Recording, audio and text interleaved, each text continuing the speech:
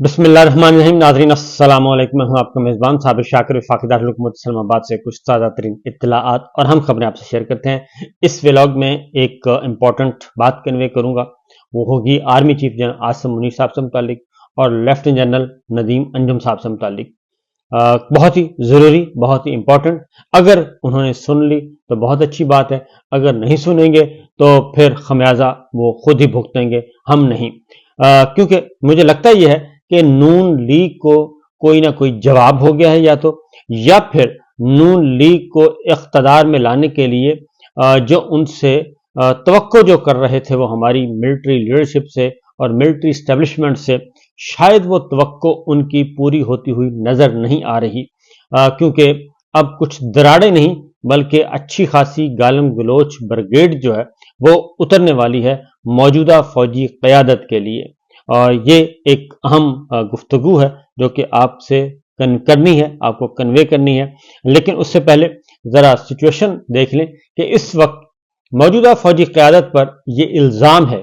मौजूदा फौजी क़यादत पर यह इल्ज़ाम है कि वो नवाज शरीफ को हर सूरत में इख्तदार में लाना चाहते हैं और उनको वज़ीर आज़म की कुर्सी पर बिठाना चाहते हैं। ये ज़ुबान ज़द आम है और ये बात कोई अब ढकी छुपी नहीं है कि हमारी फौजी क़यादत पर यह इल्ज़ाम बहुत धड़ल्ले से अब लगाया जा रहा है। और समझाने वाले समझा भी रहे हैं कि ऐसा मत किया जाए, क्योंकि अगर साफ और शफाफ इलेक्शन नहीं होंगे और मुतनाज़े इलेक्शन होंगे, और मुतनाज़े इलेक्शन जो है जो इस वक्त क्राइसिस नज़र आ रहा है, इससे कहीं ज़्यादा क्राइसिस बढ़ जाएगा। क्योंकि पाकिस्तान, ना ही पाकिस्तान के अंदर और ना ही पाकिस्तान से बाहर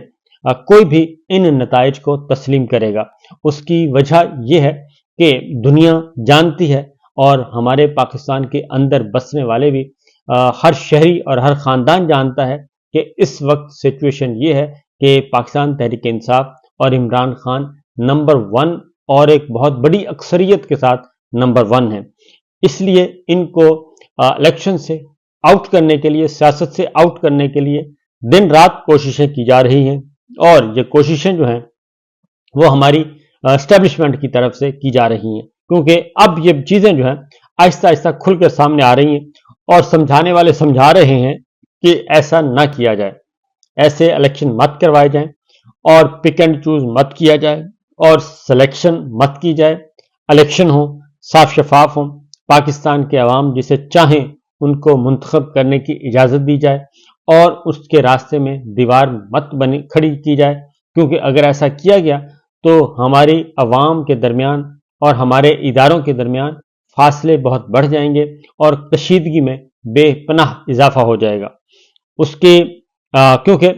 पकड़ धकड़ का जो सिलसिला है वो अभी भी जारी है। और कल का ही एक वाकया मैं आपको बता देता हूं कि कल एक नौजवान बैरिस्टर पढ़े लिखे अब्दुल्ला मुमताज़ काहलूम, वो जद्दा से रवाना हुए और पहले उन्होंने chief justice Islamabad high court से बेल करवाई, जमानत करवाई और प्रोटेक्टिव बेल, और उसके बाद वो इस्लामाबाद एयरपोर्ट उन्होंने लैंड किया। और जाने से पहले, यानी कि जद्दा एयरपोर्ट रवानगी से पहले, उन्होंने एक मुख्तसर सी वीडियो रिकॉर्ड करवाई और उसमें बताया कि मैं जद्दा एयरपोर्ट से इस्लामाबाद एयरपोर्ट की तरफ जा रहा हूं और उसका बुनियादी मकसद ये था कि मैं आ रहा हूं, मैं सरेंडर करने आ रहा हूं, क्योंकि वो PP-76 से पाकिस्तान तहरीक इंसाफ के उम्मीदवार थे। लेकिन जैसे ही वो इस्लामाबाद पहुंचे और वो इस्लामाबाद हाई कोर्ट नहीं पहुंच सके, एयरपोर्ट से गायब हो गए और गायब कर दिए गए। उसके बाद चीफ जस्टिस आमिर फारूक साहब ने इस बारे में काफ़ी नाराज़गी का इजहार किया और उन्हें कहा कि हर सूरत में उनको पेश किया जाए। इस्लामाबाद हाई कोर्ट ने यह कहा कि एयरपोर्ट की CCTV फुटेज देखकर बैरिस्टर अब्दुल्ला मुमताज़ कालूम को कल तक ट्रेस करें। और आमिर फारूक साहब ने कहा कि 76 से तहरीक इंसाफ के मुतवक्के उम्मीदवार के एयरपोर्ट से लापता होने पर वो बरहम हुए और उन्होंने कहा कि मैं ये नहीं मान सकता कि जो कोर्ट की प्रोटेक्शन मांग रहा हो वो वहां से भाग गया हो और ये मेरे ऑर्डर की खिलाफ वर्जी है। आप खुद देखकर पता करें। चीफ जस्टिस ने यह हिदायत की और समाअत आज तक के लिए मुलतवी कर दी। अच्छा, इनके वकील जो है वो डॉक्टर बाबर अवान साहब हैं। डॉक्टर बाबर अवान इनके वकील हैं और जो कि जिन्होंने प्रोटेक्टिव बेल भी करवाई और कल भी वो इस्लामाबाद हाई कोर्ट में अपेयर हुए। लेकिन हुआ ये کہ یہ موصوف اب عبداللہ ممتاز کالو جو ہیں وہ نہیں پہنچے، اور پھر شام کو ایک ویڈیو ان کی ریلیز ہوتی ہے، اور وہ ویڈیو جو ہے وہ کہتے ہیں کہ میں اپنے ایئرپورٹ سے اپنے دوست کی طرف چلا گیا تھا، تو اس لیے میں نہیں آ سکا، نظر نہیں آ سکا، یا میں کورٹ نہیں پہنچ سکا۔ اور اس کے بعد انہوں نے کہا کہ میں 9 مئی کی مذمت کرتا ہوں، اور 9 مئی کی واقعات کی جو ملوث ہیں اس کو سزا ہونی چاہیے، اور میں سیاست سے بھی کنارہ کشی اختیار کرتا ہوں، اور میں پاکستان تحریک انصاف کا ٹکٹ بھی واپس کرتا ہوں۔ یہ انہوں نے کہا، ایک کمرے میں بیٹھے ہیں، بہت سہمے ہوئے ہیں۔ صبح کا اگر میں آپ کو تصویریں بھیجوں گا اور دکھاؤں گا بھی، تو تصویریں دیکھنے کے بعد وہ جہاز میں بیٹھے ہیں اور بزنس کلاس میں بیٹھے ہیں، وہاں پہ ان کا ماحول دیکھیں، ان کا موڈ دیکھیں، ان کے کپڑے شپڑے، ان کا ذرا دیکھیں، فیس ایکسپریشن دیکھیں، اور اس کے بعد جب وہ ریکارڈ کروا رہے ہیں تو وہ بھی ہمارے سامنے ہے۔ ایسا ہی بہت کچھ ہو رہا ہے، بہت سارے مظالم ہو رہے ہیں، ظلم ہو رہا ہے، اس میں کوئی شبہ نہیں ہے، اور آنکھیں چرانے سے کوئی فرق نہیں پڑے گا، اور کوئی دیکھے یا نہ دیکھے، اللہ تعالیٰ ضرور دیکھ رہے ہیں کہ یہ سب کچھ کیا ہو رہا ہے، اور یہ کس کے کھاتے میں جائیں گے اور ان کا ذمہ دار کون ہوگا، یہ بھی اللہ تعالیٰ کو بہت اچھی طرح پتہ ہے، اور اللہ تعالیٰ کے ہاں انصاف ہی انصاف ہے، اللہ تعالیٰ کسی بے گناہ کو سزا نہیں دے گا۔ اس لیے جی، آپ کے اختلافات ہو سکتے ہیں، اور پولیٹیکل ایجنڈا مختلف ہو سکتا ہے، نظریات مختلف ہو سکتے ہیں، لیکن یہ نہیں ہونا چاہیے کہ آپ اپنے ہی شہریوں کو پکڑیں، اپنے ہی شہریوں کے لیے زمین تنگ کر دیں، اپنے ہی شہریوں کو فتح کرنا شروع کر دیں، اپنے ہی شہریوں کو مار مار کے ان کا حلیہ بگاڑ دیں، اپنے ہی شہریوں پہ ظلم کریں۔ یہ کسی بھی صورت میں، نہ ماضی میں نہ آئندہ عصر حاضر میں ایسا کسی نے قبول کیا، اور نہ ہی ہمارا دین اجازت دیتا ہے، اور نہ ہی ہمارا آئین اس بات کی اجازت دیتا ہے کہ وہ یہ کام کریں۔ یہی وجہ ہے کہ بہت زیادہ رد عمل بھی ہو رہا ہے، اور بہت سارے لوگ مظالم برداشت کر رہے ہیں، جیلوں میں قید ہیں، اور یہ سارے کا سارا ایک پورے کا پورا سسٹم جو ہے وہ فیسیلیٹیٹ کر رہا ہے میاں صاحب کو، نواز شریف صاحب کو۔ ان کی سزائیں ختم ہو چکی ہیں، ان کو پہلے واپس لایا گیا، پہلے تو ان کو جیل سے نکال کے بھیجا گیا، پھر وہاں سے پھر واپس لایا گیا، واپس لا کے پھر ان کو جس طریقے سے ان کو آؤ بھگت کی جا رہی ہے، ان کے مقدمات ختم کروائے جا رہے ہیں، پورے کے پورے خاندان کے مقدمات ختم، سزائیں ختم، ڈسکوالیفیکیشن ختم، سب کچھ ہو گیا۔ اور ابھی کل ہی ان کی پرسوں ڈسکوالیفیکیشن ان کی ختم ہوئی ہے، لیکن اس سے 24 گھنٹے بعد، 24 گھنٹے بھی نہیں گزرے، 24 گھنٹے بعد ہی جناب جاوید لطیف صاحب، جو کہ ماؤتھ پیس تصور کیے جاتے ہیں مریم صاحبہ کے، اور مریم صاحبہ ہیں نواز شریف صاحب کی سوچ، یعنی کہ پورا، انہوں نے کل ایک بات آ کے کر دی۔ جاوید لطیف صاحب نے کہا جی کہ نواز شریف صاحب کو تو عالمی سازش کے ذریعے ہٹایا گیا۔ جب کاشف عباسی صاحب نے پوچھا کہ عالمی سازش کس نے کی اور کون اس میں شامل تھے، اور پاکستان میں وہ کون کون لوگ تھے، تو انہوں نے کہا کہ army chief general Qamar Javed Bajwa, اور جنرل راحیل شریف سابق آرمی چیف، اور جنرل فیض، یہ تینوں اس سازش میں شامل تھے۔ یعنی بالکل اس سے بھی کہیں زیادہ سنگین الزام لگایا۔ عمران خان صاحب تو صرف سائفر کی بات کر رہے ہیں جو کہ باہر سے آئی، اور وہ ایک ریٹن پروف ہے کہ یہ سازش ہوئی، لیکن جاوید لطیف صاحب نے کل، اور جاوید لطیف صاحب کا مطلب ہے مریم صاحبہ بول رہی ہیں، اور نواز شریف صاحب بول رہے ہیں جاوید لطیف صاحب کے اندر، اور چونکہ وہ آتے ہیں، جب بھی گفتگو کرنے آتے ہیں تو ان کو پتہ ہوتا ہے انہوں نے کیا کرنا ہے اور کیا ٹاسک ہے، ان کو کیا ذمہ داری دی گئی ہے۔ اس پہ انہوں نے کل یہ کہہ دیا، اور اس پہ کاشف عباسی صاحب بھی کافی حیران پریشان ہوئے، لیکن اس سے پہلے ظاہر ہے اب جب انہوں نے اتنی بڑی بات کر دی تو اس کے بعد کیا کیا جا سکتا تھا۔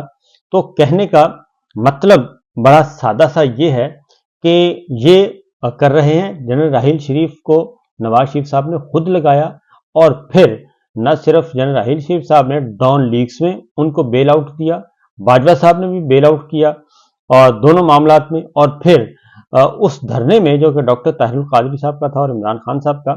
اس دھرنے میں جنرل راحیل شریف صاحب سے ملاقات کی ڈاکٹر طاہر القادری صاحب نے بھی اور عمران خان صاحب نے بھی،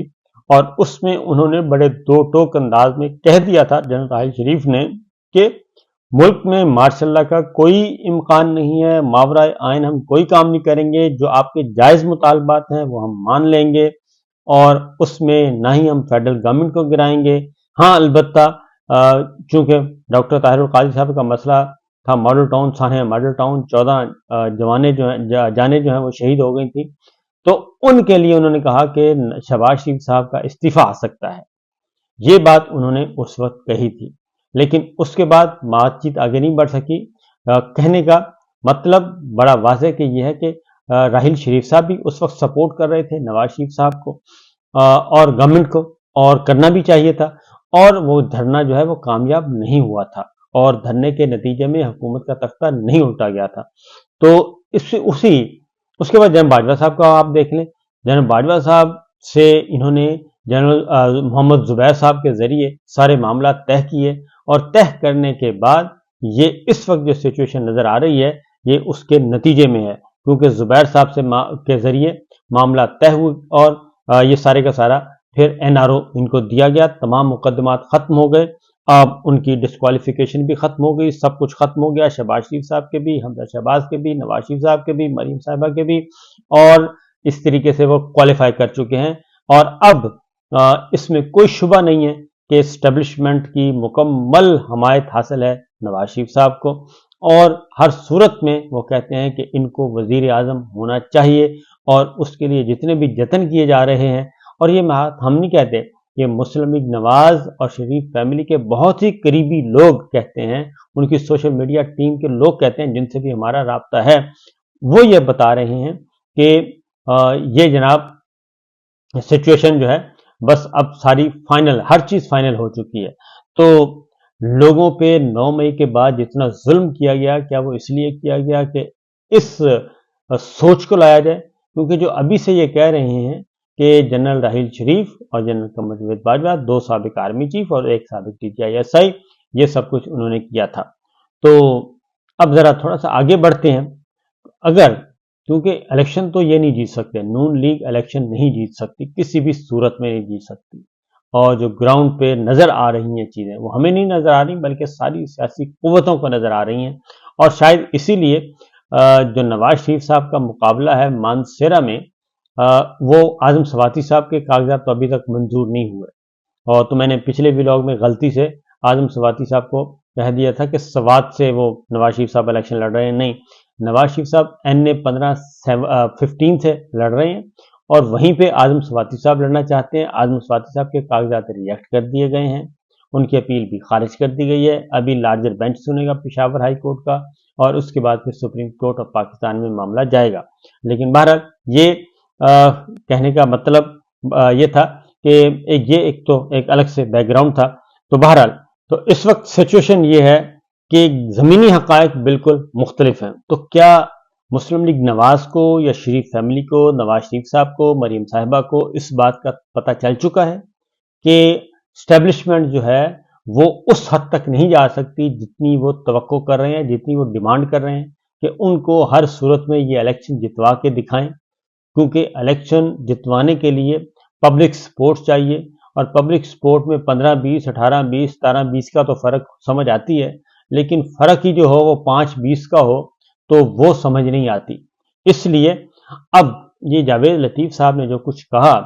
ये असल में मौजूदा army chief general Asim Munir साहब के लिए है, और ये दरअसल मौजूदा DGI जनरल नदीम साहब के लिए है, क्योंकि इन्होंने यही काम करना है। और अगर ये इलेक्शन हार गए तो इलेक्शन हारने के बाद, जो कि यकीनन हारना है, तो इलेक्शन हारने से पहले ही ये ब्लैकमेल करना शुरू कर दिया इन्होंने, क्योंकि जनरल राहिल शरीफ इस वक्त आर्मी चीफ नहीं है, और जनरल बाजवा नहीं है, DGI जनरल फैज नहीं है, इसलिए वो जा चुके हैं, और ये जाने वाले के साथ हमेशा यही सलूक करते हैं, और जब तक वो सीट पे है उस वक्त तक कुछ नहीं कहते, लेकिन उसके बाद फिर बहुत कुछ कहते हैं। तो उन्होंने अभी से जनरल आसिम मुनीर साहब पे हमला फरमा दिया है, और DGI जनरल नदीम पे, और उनको ब्लैकमेल कर रहे हैं कि जनाब हमें इलेक्शन जितवाएं, हर सूरत में जितवाएं, वरना फिर हम अगर माजी में ये कह सकते हैं, माजी का जर्नलों का नाम ले सकते हैं, तो हम आपका भी ले सकते हैं। ये है वो मामला और यह सिचुएशन, इसको समझने की ज़रूरत है। इजाज़त दीजिए, अल्लाह हाफिज़।